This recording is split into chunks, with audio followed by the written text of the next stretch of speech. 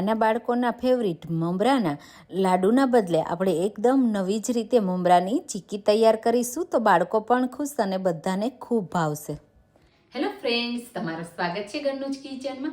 આજે આપણે બનાવીશું તો ખાસ કરીને ઉત્તરાયણ પર બનાવવામાં આવતા ગોળ મમરાના લાડુની જગ્યાએ જો તમે આવી રીતે ચીક્કી તૈયાર કરશો ને તો જોવામાં પણ ખૂબ સરસ લાગે છે, 100% ક્રિસ્પી બનશે અને બનાવી તો એકદમ સરળ, લાડુ વાળવાની પણ ઝંઝટ નથી.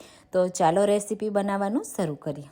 તો સૌથી પહેલાં મમરાની ચીક્કી બનાવવા માટે હું 3 કપ મમરા લઉં છું અને મમરાને સારી રીતે પહેલાં મેં સરસ સાફ કરી લીધા છે અને હવે મમરા એક સરખા ક્રિસ્પી અને ક્રન્ચી થઈ જાય એના માટે આપણે એને થોડી વાર માટે શેકી લેવાના છે. તો ગેસની એકદમ લો ફ્લેમ રાખવાની, એટલે મમરાનો કલર ચેન્જ ન થાય પણ એક સરખા ક્રિસ્પી થઈ જાય.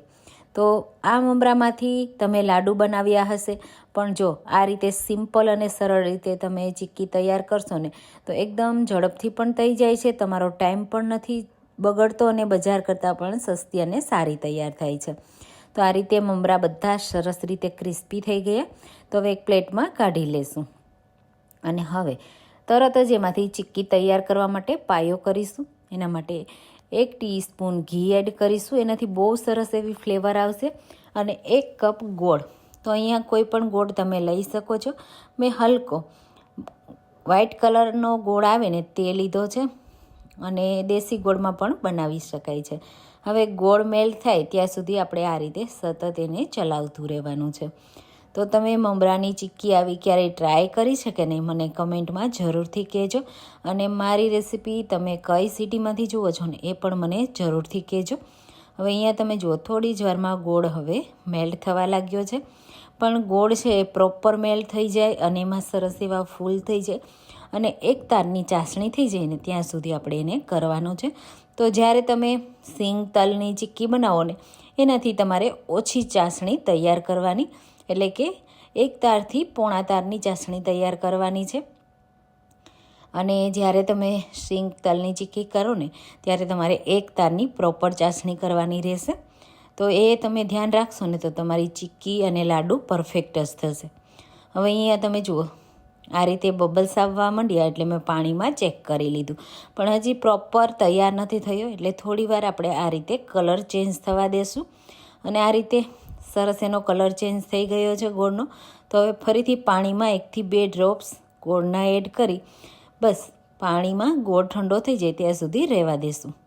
તમે જુઓ આ રીતે ક્રિસ્ટલની જેમ હવે તૂટવા લાગ્યો છે. બસ હવે ત્યારે જ આપણે બજાર જેવી ચીક્કી તૈયાર કરવા માટે 1 પિંચ બેકિંગ સોડા એડ કરીશું. એના લીધે શું થશે, આ રીતે ગોળ છે એ જો ગોલ્ડન કલર અને બ્લેક કલરનો હશે તો આ રીતે થોડો લાઇટ પણ થઈ જશે, એટલે ચીક્કી પણ વ્હાઈટ ઉપર થશે અને સાથે એકદમ ક્રિસ્પી પણ થશે. હવે બધા મમરા એડ કરીશું.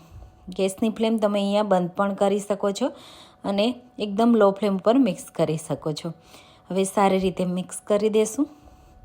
જ્યારે પણ મમરાના લાડુ કે ચીક્કી તૈયાર કરીએ ને ત્યારે પ્રોપર મમરામાં ગોળનું કોટિંગ આવવું જરૂરી છે, એનાથી જ ટેસ્ટ આવશે અને પરફેક્ટ તમે લાડુ કે ચીક્કી તૈયાર કરી શકશો. હવે અહીંયા મેં બટર પેપરનો યુઝ કર્યો છે. આ રીતે તરત જ આપણે જ્યારે ગરમ ગરમ હોય ને ત્યારે જ આ મિક્સરને બટર પેપર ઉપર એડ કરીશું. અને જો લાડુ તમારે વાળવા હોય ને તો ગરમ ગરમ હોય ને ત્યારે હાથમાં ઠંડુ પાણી લગાવી દેવાનું અને પછી લાડુ વાળી લેવાના, એટલે તમારો હાથ પણ નહીં બળે અને લાડુ પણ પ્રોપર શેપમાં તૈયાર થશે.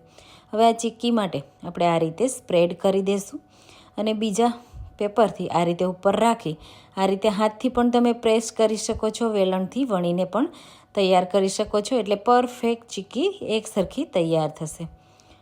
જ્યારે ગરમ હોય ને ત્યારે જ આ પ્રોસેસ થોડી સ્પીડમાં કરવાની, એટલે ઝડપથી સરસ એવી સેટ થઈ જાય. તો હું અહીંયા તો ગોળ રાઉન્ડ શેપમાં આજે ચીક્કી તૈયાર કરવાની છું. એની પહેલાં આપણે થોડા પિસ્તાથી ગાર્નિશ કરીશું, બહુ સરસ એવું લાગશે. અને પછી આ રીતે પિસ્તાથી ગાર્નિશ કર્યા પછી થોડું હલકું વેલણથી આપણે વણી લેવાનું, એટલે પિસ્તા છે એ સરસ રીતે લાગી જાય. અને જ્યારે ગરમ ગરમ હોય ને ત્યારે જ આ ચીક્કીને કટ લગાવી દેવાની.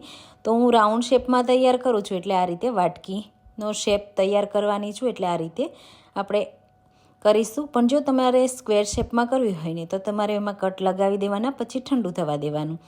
આ રીતે બાજુમાં એટલે કે નજીક આપણે વાટકીનો શેપ આપી દેવાનો, અને જેમ ઠંડુ થશે એમ તરત જ આસાનીથી ડિમોલ્ડ થઈ જશે.